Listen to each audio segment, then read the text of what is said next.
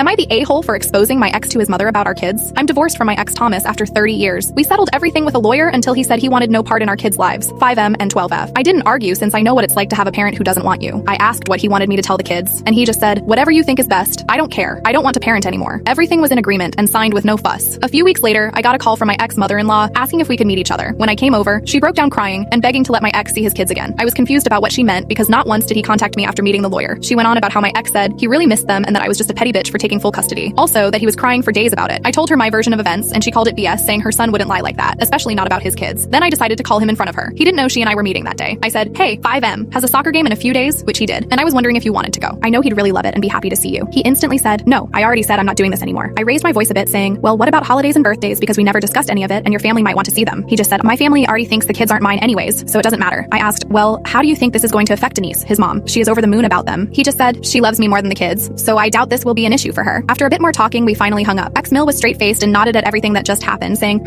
okay. She asked me to leave and said we would be in touch. Later that day, I got a call from my ex blaming me for him getting kicked out of his mom's house and possibly being taken off her will. He also said that none of his family members will talk to him because of what ex-Mill heard. He threw a lot of insults at me before I hung up, and now he and his mates keep calling and texting me. My friend is saying I shouldn't have said anything in the first place and I ruined his life.